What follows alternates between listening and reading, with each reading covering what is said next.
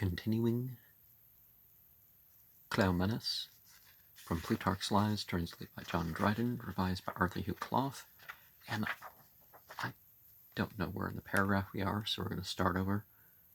Declared his opinion to the contrary, saying, "The king, if it were possible, should have more brothers for the better security and stability of his affairs." And Cleomenes, the greatest favorite, replying that they were not secure of the mercenaries while Magus was alive.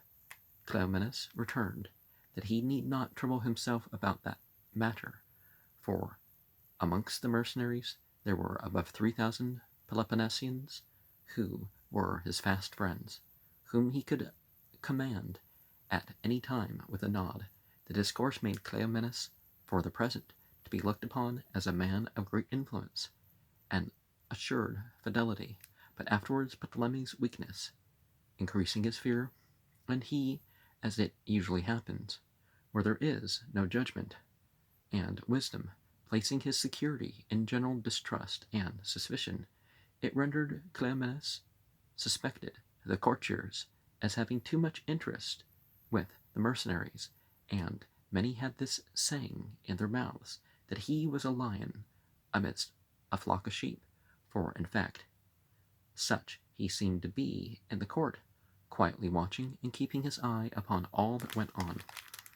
He therefore gave up all thought of asking for ships and soldiers from the king, but receiving news that Antigonus was dead, that the Achaeans were engaged in a war with the Attalians, and that the affairs of Peloponnesus, being now in very great distraction and disorder, required and invited his assistance, he desired to leave to depart only with his friends, but could not obtain that the king, not so much as hearing his petition, being shut up amongst his women, and wasting his hours in bacchanalian rites and drinking parties, which aren't actually the same thing.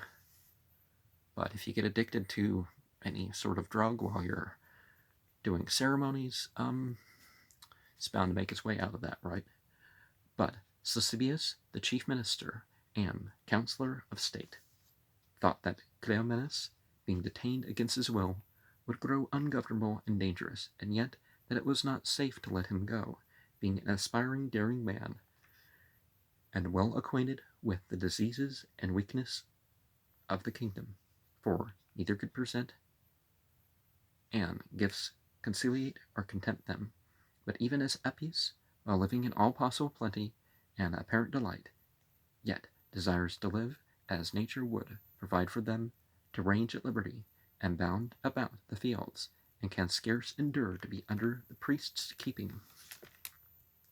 So he could not brook the courtship and soft entertainment, but sat like Achilles, and languished far, desiring battle and the shout of war. His affairs standing in this condition,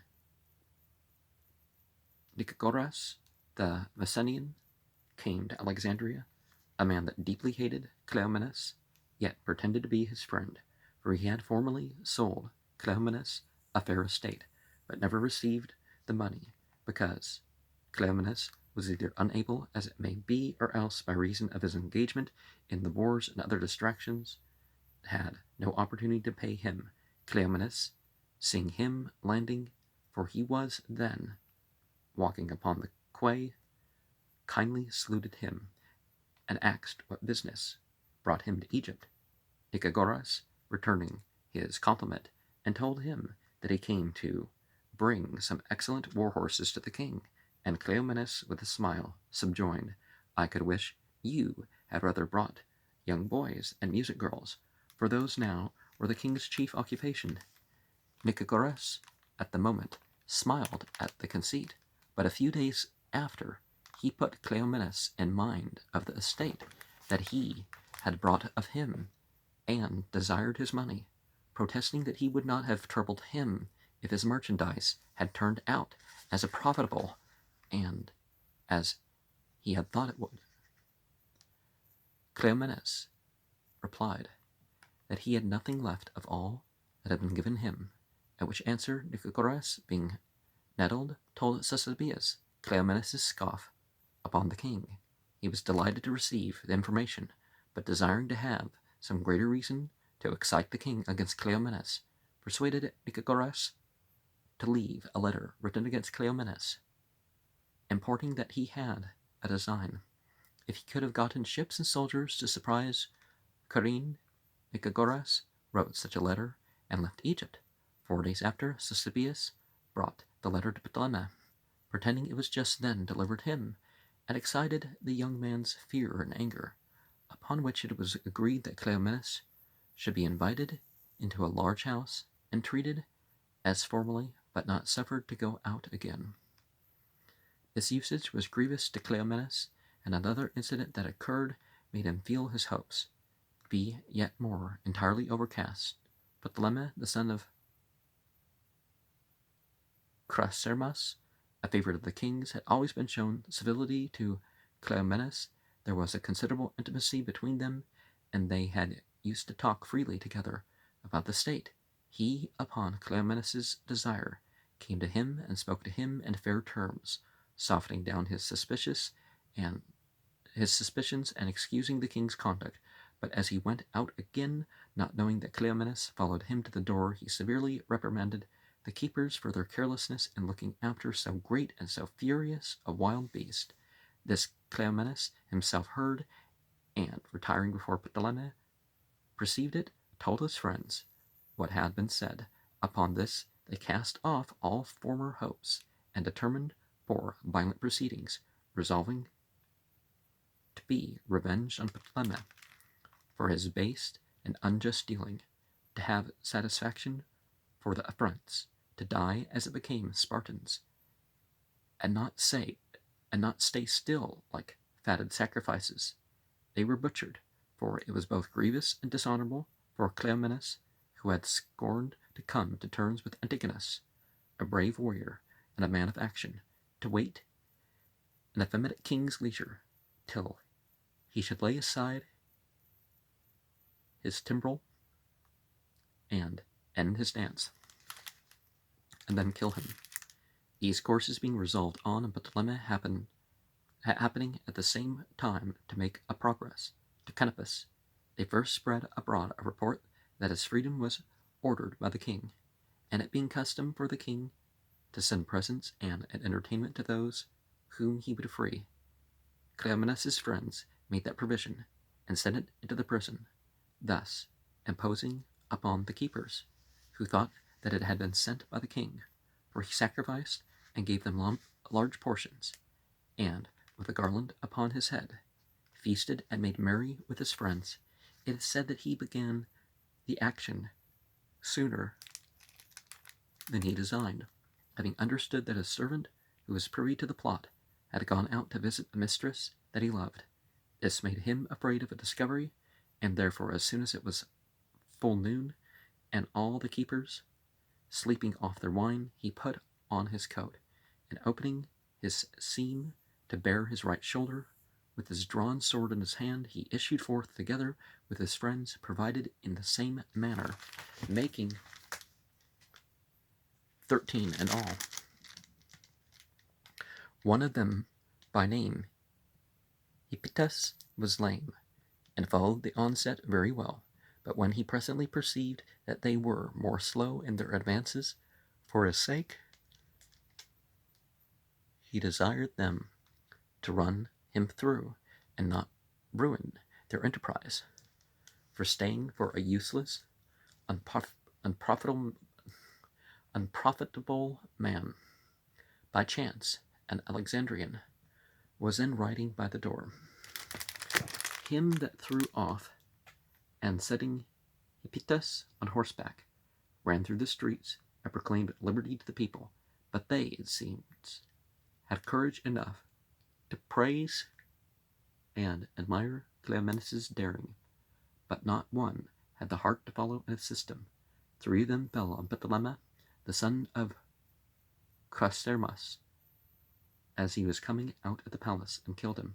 Another, Ptolemy, the officer in charge of the city, advancing against them in a chariot, they set upon, dispersed his guards and attendants, and pulling him out of the chariot, killed him upon the place. Then they made towards the castle, designing to break open the prison, release those who were confined, and avail themselves of their numbers. But the keepers were too quick for them, and secured the passages. Being baffled in this attempt, Cleomenes with his company roamed about the city, none joining with him, but all retreating from and flying his approach. Therefore, despairing of success, and saying to his friends that it was no wonder that women ruled over men that were afraid of liberty, he bade them all die as bravely as became his followers and their own past actions. See, feminism tries to take away one's liberty, equity over equality, and only equity where certain groups are less, right? Not,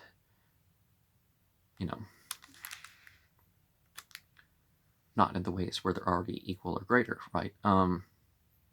It's not justice. Give fair opportunity. You do this, and this is the case, and not everybody's going to perform the best. It's best to be a society that sets things up for whatever.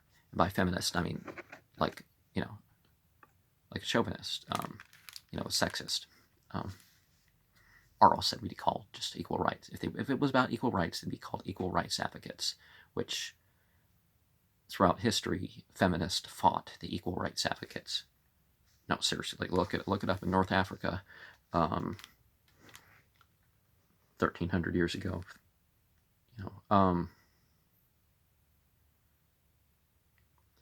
Then they made towards the castle, designing to break.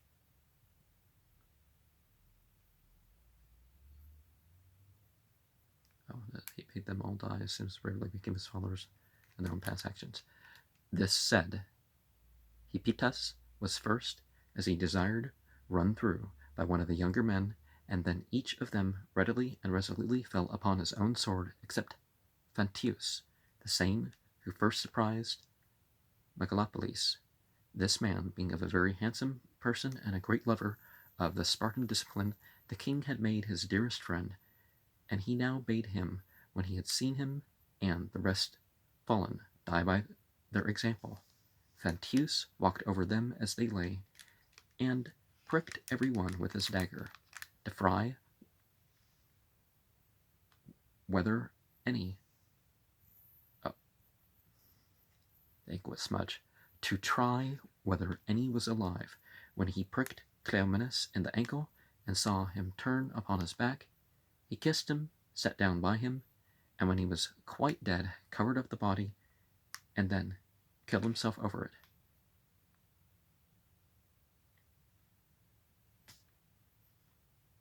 No, you're supposed to survive and pass a lesson, not.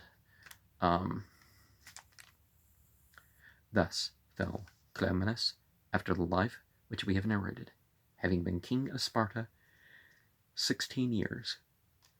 The news of their fall being noised through the city, Iclea, though a woman of great spirit, could not bear up against the weight of this affliction, but, embracing Cleomenes' children, broke out into lamentations. But the eldest boy, none suspecting such a spirit in a child, threw himself headlong from the top of the house. He was bruised very much, but not killed by the fall, and was taken up crying and expressing his resentment for not being permitted to destroy himself. But Ptolemy, as soon as an account of the action was brought him, gave order that Cleomenes' body should be flayed and hung up, and that his children, mother, and the women that were with her should be killed. Amongst these were Phantius' wife, a beautiful and noble-looking woman, who had been but lately married, and suffered these disasters in the height of her love. Now, the non-combatants, why, maybe there's some crime that they could be tried for, but, don't. I know it's the thing to kill the civilians and stuff in war, but it's just, don't do it. Her parents would not have her embarked with Phantius so shortly after they were married, though she eagerly desired it, but shut her up, and kept her forcibly at home. But a few days after she procured a horse and a little money, and escaping by night, made speed to Tanaris, where she embarked for Egypt, came to her husband, and with him cheerfully endured to live in a foreign country. If there's not good reason, families should also not interfere in marriage. And by good reason, I don't mean some status thing or whatnot.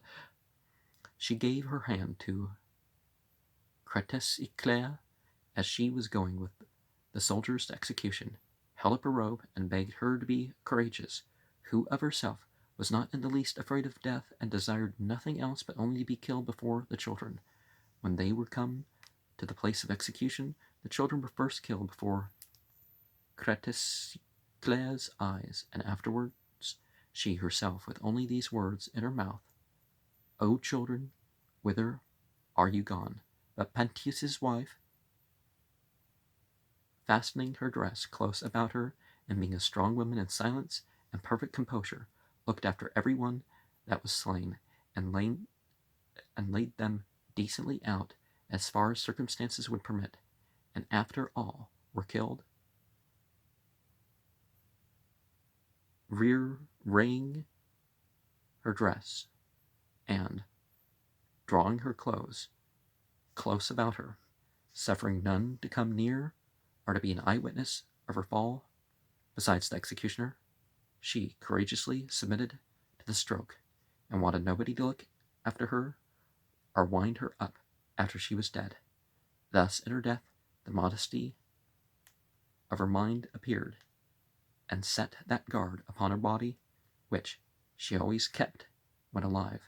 And she, in the declining age of the Spartans, showed that women were no unequal rivals of the men, and was an instance of a courage superior to the affronts of fortune. A few days after, those that watched the hanging body of Cleomenes saw a large snake winding about his head and covering his face, so that no bird of prey would fly at it. This made the king superstitiously afraid, and set the women upon several expeditions, as if they had been some extraordinary being, and as if he had been some extraordinary being, and one beloved by those they considered to be gods and goddesses. Surely Jinn, right?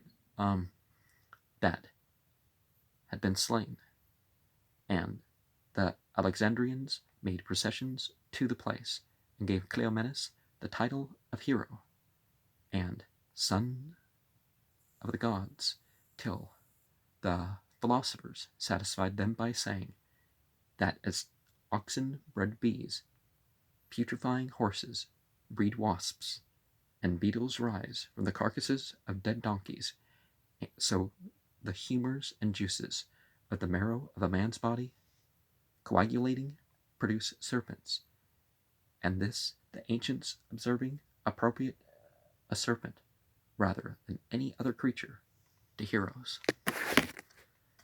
Well, these signs for the dead bodies, I don't think that you can say moral things. Oh, well, his leg twisted to one side or the other, and so he's going to hell or heaven of the afterlife. And I don't think there's any indication from spiritual revelation and inspiration to the actual prophet figures. Now, people who listen to random things is maybe some of them, but I don't think we have any indication that you can really look at these death throes as,